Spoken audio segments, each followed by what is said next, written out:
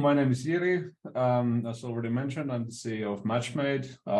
So in my day job, we work with some of the leading game companies in the world, and we help them work with our network of about 20,000 YouTube content creators, which is not at all the topic today. So I'm not gonna try to sell you anything. So instead, I want to talk about a topic that's become quite important to me in the past few years. And of course, many thanks to the GamesForest.Club for giving me this opportunity to do that here today. So yeah, I wanna talk about business travel. And maybe to kind of kick it off, I do want to make it very clear that I don't think whatever virtual hell Mark Zuckerberg is building, I don't believe this is the future of doing business or the future of connecting with people. So I'm really a big believer on the kind of in the role of business travel, in the sense that I think relationships and business relationships are really built on trust, and I think the way you establish trust is by spending time together, meeting people face to face, getting to know where they're from, you know, how life is over there, and really like connecting as people instead of some weird online avatars. And I mean, of course, like I still think that all these remote working tools are great. I think Zoom is great. I think these webinars are good. But I think fundamentally, there's always going to be a need to just see the people you work with and get to know them. So I'm not advocating that we stop traveling for business. I hope we always do that, and I hope we can enjoy it more. So I want to kind of explore, like, how can we keep doing that on a planet that's unfortunately pretty rapidly heating up? So that's kind of the thing. I want to just talk about my personal efforts in transitioning into a more sustainable way of doing this, and then also just try to give some like helpful tips and tricks on like how you can do it if this is something that resonates with you.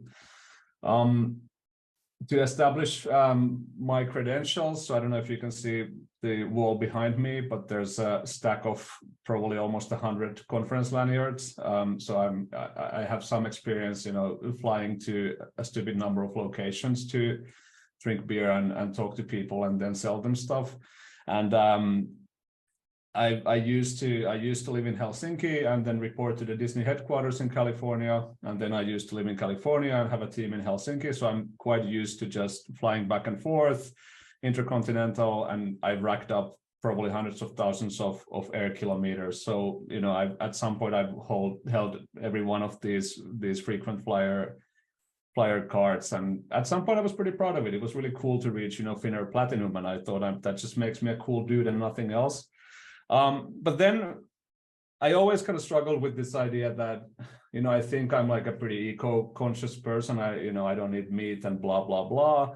And I kind of never thought that flying is such a big deal. You know, it's like, yeah, sure, there's emissions, but, you know, surely it can't be, you know, that bad. Because when you look at the, you know, the airline company marketing materials, it's always blue skies and everything super clean and whatnot. So I never really thought about it much until some years ago. I kind of decided to do a reality check. So I just like went to the Atmosphere website and I started plugging in my flights, and just to kind of understand like what's the real emissions impact of all this flying around for business.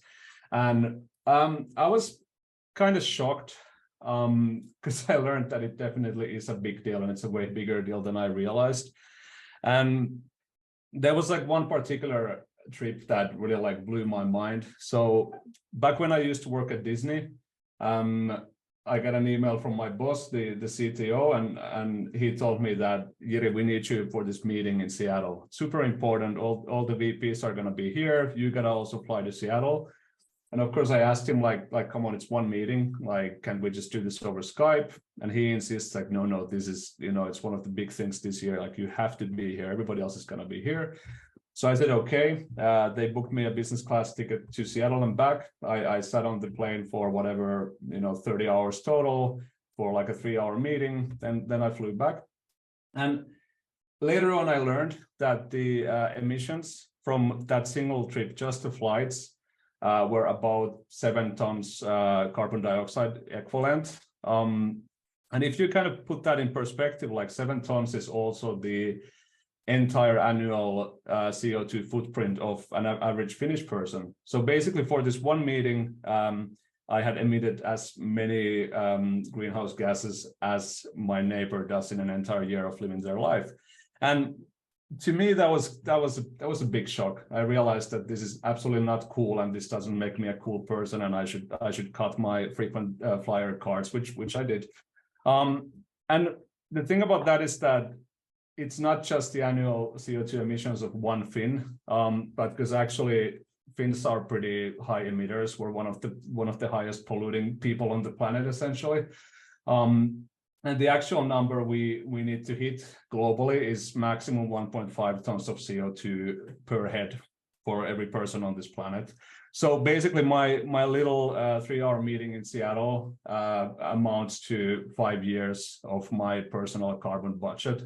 And this is just one flight out of many. Like I've overspent my carbon budget for the next 1,000 lifetimes. So this realization is why I've become like a little bit of a zealot when it comes to exploring new ways to do business travel. So that's the kind of premise for this talk. And I mean, there's plenty of research. This is not like numbers I'm making up. Like there's a pretty comprehensive study from the University of Aachen where they looked at all the flights for their employees, and they compared what the emissions would have been if they had traveled by train versus plane and blah blah. But all of this is on the internet. Like just Google it. You will. I mean, I'm sure you already know, but the data is out there. This is not imaginary. So anyway, I decided that I need to change it up. I need to change how I think about business travel, and I kind of started just like really rethinking like what are the assumptions we make about business travel, like how does it have to look, how does it have to be, and I reached the conclusion that if we just slow down, if we rethink how we approach it, we can actually get a lot more out of it. So I would like to make the argument that by slowing down, by being more mindful of the business travel you do, you can actually have a way better time. I think it's much more fun, it's much more humane, and I think it's just cooler to do things this way. But it requires a mindset adjustment. And what this looks like in practice for me, like sometimes it looks a bit stupid. So for example, last summer, I wanted to go visit all of our partners in the different Nordic countries. So I actually did that by loading all my stuff, loading a mattress into my electric car, and literally just driving to all the Nordic countries. And I would use the car for transit. I would sleep in the car. I would work in the car. I would have meetings in the car, and like really just went all in to see like what does it look like if I really try to minimize my carbon footprint. And it was a cool trip, like because like what happens when you do it this way. When you don't just fly to your destination and back, but when you actually kind of really travel there, it suddenly becomes really easy to make connections that you wouldn't make otherwise. So for example, Gustav here, he lives in Gothenburg, which is a city that I would honestly never visit as a games industry person. But because I was driving past anyway, I could easily stop by, meet up with him. I actually delivered this weird plush toy to Helsinki for him as well. But it's really like, I realized that if you travel this way, you can look at the map and you can kind of start making connections that would never happen otherwise. And you can also you can stop for cool stuff. I was driving somewhere, I saw a bunch of cows that were hanging at the beach. So I went to take a photo of them. Then I've started dragging people with me. So for example, for Nordic Game, I took a couple of my employees with me. We drove all the way through Sweden, and I mean, it's a road trip. Road trips can be fun. Road trips can be terrible. But what they do give you is that they give you this long slot of like uninterrupted, kind of unstructured time that you can spend with your colleagues or with your customers and whatnot. And I think so much cool stuff can come out of that, because we never make time for that stuff. And I mean, for example, at PGC last year, I went by train, but I know Georg also traveled by train, and we actually were on the same train back. And I don't think we would have ever had time to just like sit down and just chat for some hours about stuff, which is incredibly valuable. And yet it doesn't happen in your kind of typical business travel setup where you're just running to the airport and back. And maybe, I mean, this doesn't apply to cars. I prefer trains anyway. But one thing that I've really learned is that I don't think anything beats like a modern high-speed long-distance train when it comes to a working environment. because I don't know how your calendars look like, but mine is a perpetual mess. It's like a scattershot of meetings and checkups and whatnot. But then when you have this like 4-hour or 8-hour train rides, you're suddenly in a spot where you're sitting there in a comfy seat, you have a table, you have a power outlet, you have a gorgeous view passing by all the time, and you can just put on your headphones and just like really like sink into work. And I think for people in like executive roles or sales roles, like you will never get that. And even when you're doing like this by plane, everybody knows how it is to work on the plane. So I really think that this is actually a huge opportunity for getting more stuff done if you switch to that slower form of travel. Of course, now the argument indeed is that I'm really busy. Like it's cool that I have the time to just sit on a train and do nothing all day, but everybody else is really busy and they could never do that. And I'm really trying to get the point across that I run a startup. I am really, really busy, and yet I managed to actually get a lot of work done, maybe more work done when I'm traveling. So I'll try to dig into why that is. And I think this starts with just changing your mindset, because I think a lot of people think of business travel as this like necessary evil. And I think the mental model you have in is that you go to a city, you stay there for a day and a night, and you're super efficient. You run around meeting people, and then you fly back, and then you fly to your next destination, and rinse and repeat. You do this every week, week after week. And I think that's the wrong mindset. Like I think the first adjustment we need to make is to just accept that the travel part isn't the necessary evil. It's actually an important part of this, and it's time that can be extremely productive if you put your mind to it, if you plan for it. I think we should cherish kind of the like uninterrupted, the focus time that traveling slower buys you, because that is so rare in today's world. We need to accept that, yes, you can go to London and there are many connections to be made in London. But then when you're going to London, if you're traveling by train, you can stop in Amsterdam, you can stop in Brussels, you can stop in Paris. You can suddenly like have all these extra connections that no one else is making. Everybody else is rushing to the event while you can stop in all these cities and build connections that no one else is building, which can be a huge competitive advantage.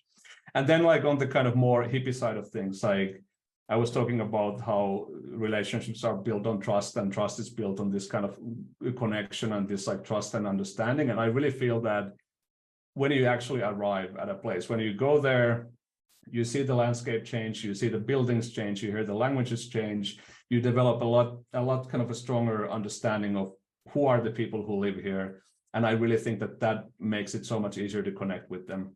So I think these are like, it's really like, it's not the kind of like modern business travel kind of ethos, but I really think that this is the first step to fixing it. And I think most importantly, like we kind of tend to forget that it's a huge privilege to get to travel for work. It's a crazy privilege to get to go to all these places and meet all these people.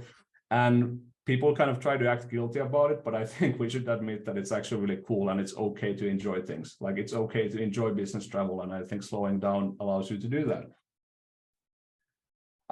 It's not all roses. So when we kind of compare, for example, trains to flying, a couple of things are unfortunately true.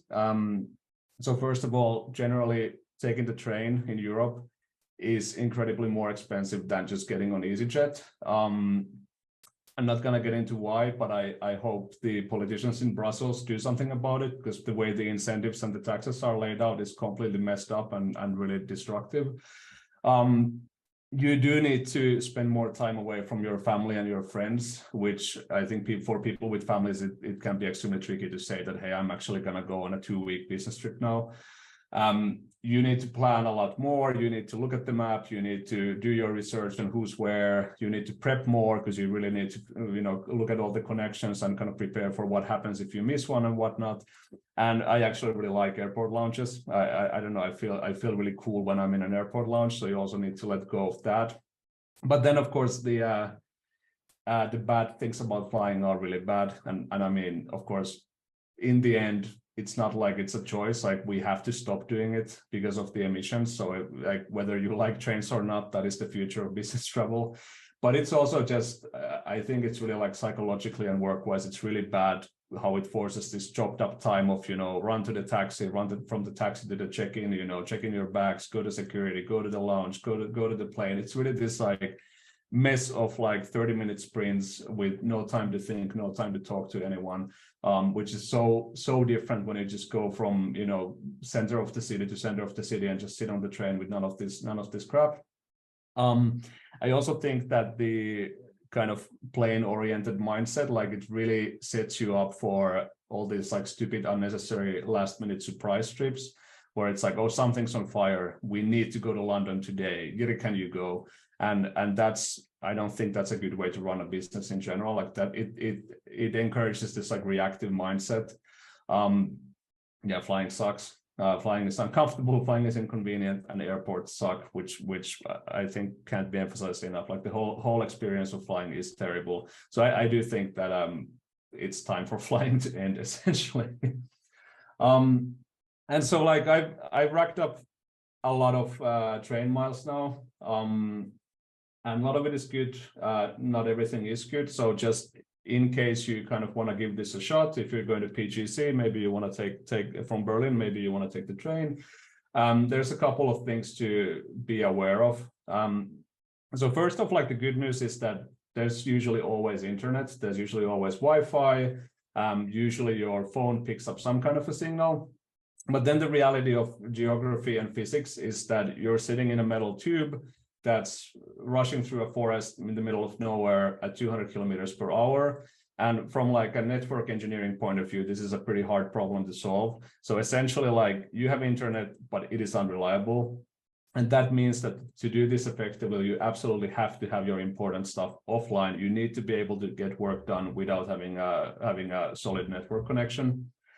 The second thing that's kind of good, kind of bad is that you do have cell phone receptivity, so you are able to have calls if you're in a carriage where that's allowed. But again, the reality of this is that if you just try to do it whenever, it's going to be choppy. You're going to have a lot of hangups and whatnot.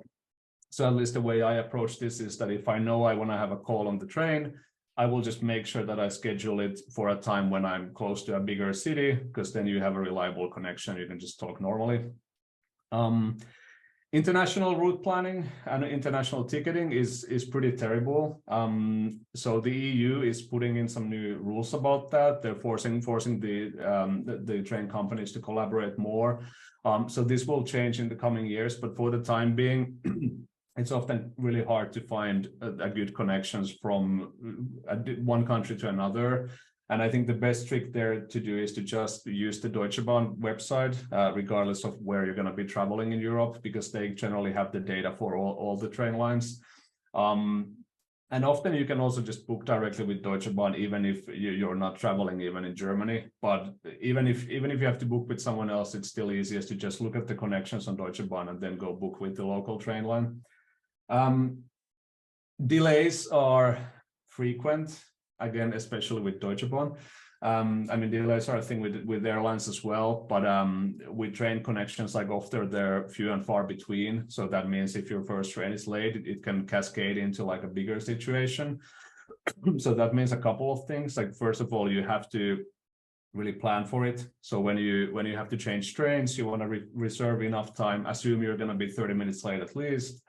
And you need to make sure that if you miss your original connection, that there is another connection later. And the ticketing stuff is kind of funny, because the train companies don't have the same rules for respecting kind of delays and whatnot.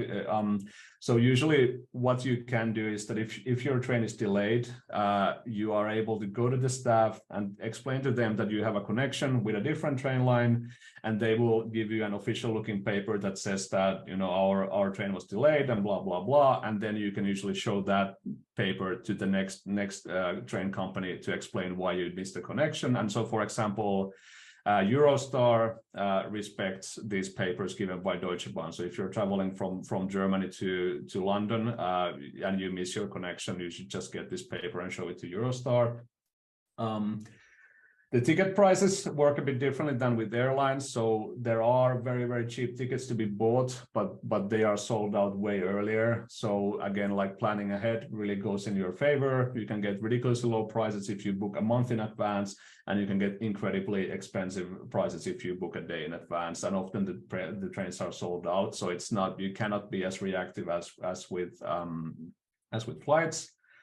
And then, unfortunately, like I think night trains are a really cool thing. I think it's a great way to travel, and they also are almost non-existent in Europe today, but that will hopefully change.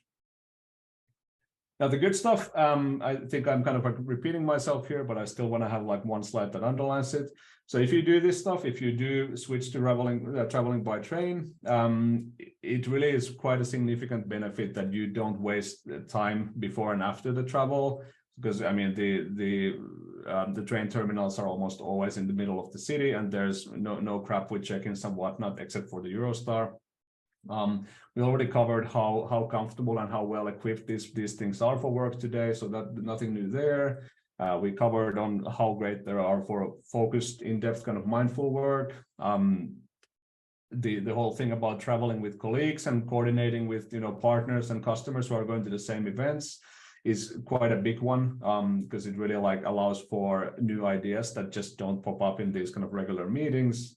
And I think my favorite thing about traveling to events specifically, or traveling to sales meetings by train, is that you always know that before the meeting, you really should prep, you should go over your presentations, you should do your research, you should look up who you're going to meet with.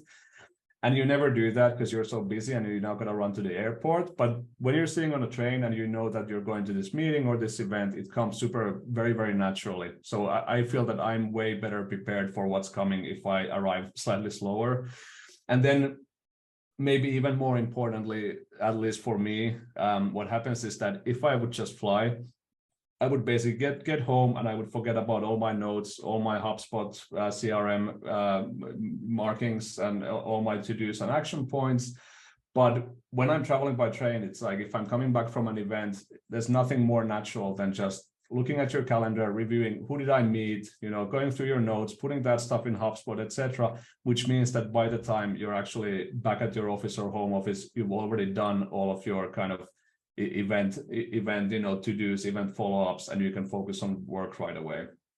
And yeah, of course, like some of the cool stuff is that the night train network is making a comeback. So for example, now there is a regular night train again between Berlin and Stockholm, and the Austrian Railways is really building their network again. And of course, trains have a restaurant and a bar. So if you want to continue the kind of event mode, then that is a very natural thing to do by just moving over to the bar and having a beer. And if people are terrified when I say night trains, maybe you have an idea of this like Eastern European, thing that's built in the 50s. That's fairly far from the kind of reality of the modern night trains. So they're actually like super comfortable, really cool things and cool places to be in. But you might not be seeing these things on the tracks just yet, but give it a year or two. So then, I mean, I know that in this 20 minutes, we don't really have much time to get into like real substance, but I want to just try to leave you with some questions that if this inspires you, that you might want to have with yourself, some discussions you might want to have with your team to just like concretely reduce your business travel emissions. And as stupid as it sounds, I think the first discussion to have is just, do we fly? Because I think for most companies, flying is the default and everything else is the exception.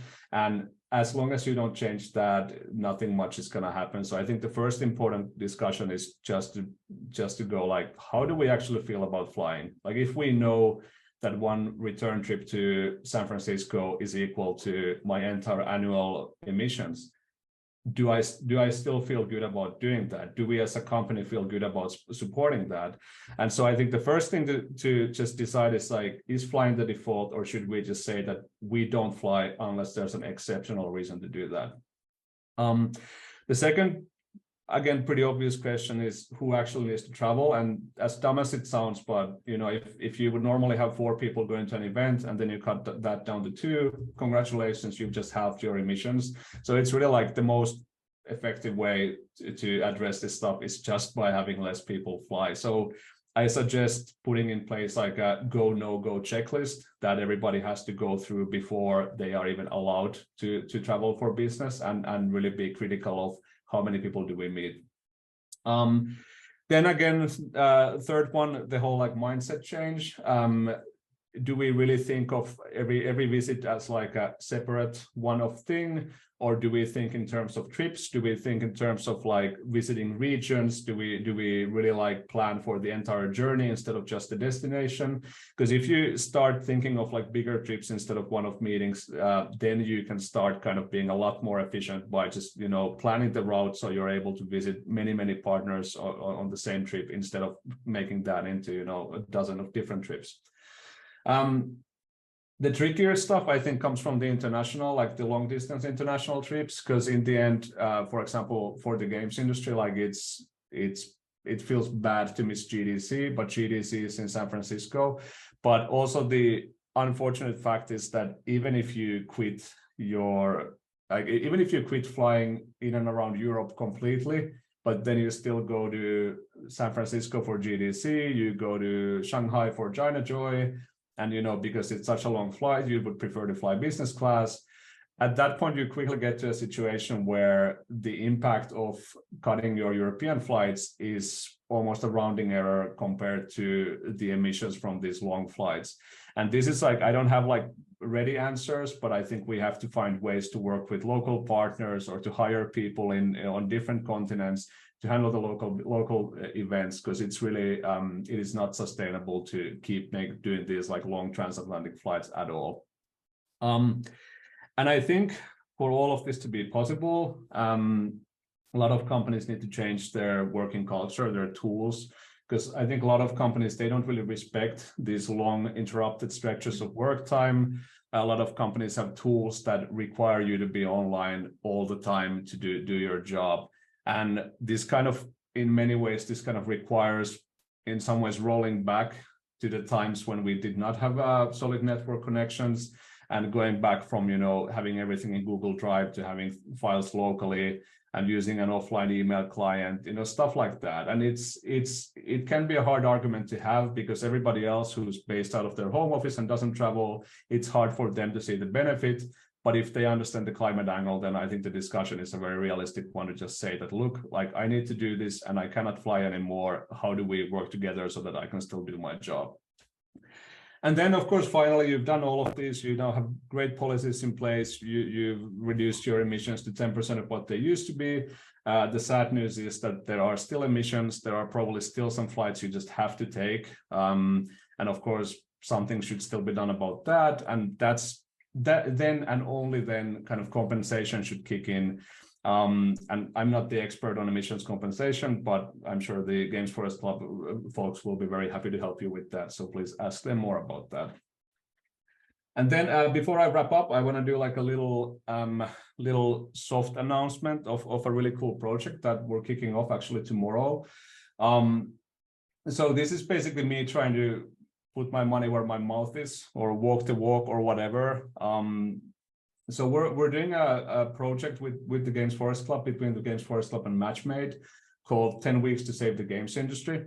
And basically what we'll be doing is we'll be doing a Europe-wide business development trip. So we'll be traveling all around the European continent, visiting basically every major game dev hub over here, talking to business leaders, you know, the big thinkers in the industry about kind of the obstacles they're facing, the opportunities they see, talking to them about how they are going to be more sustainable, how do they see the role of the games industry in fighting climate change, and then maybe most importantly, documenting all of this. So we'll be doing a weekly YouTube video that both shows the kind of reality of this kind of sustainable, slower form of business travel, and that then also where we showcase these interviews and we talk to these very smart people to find out what else can we do.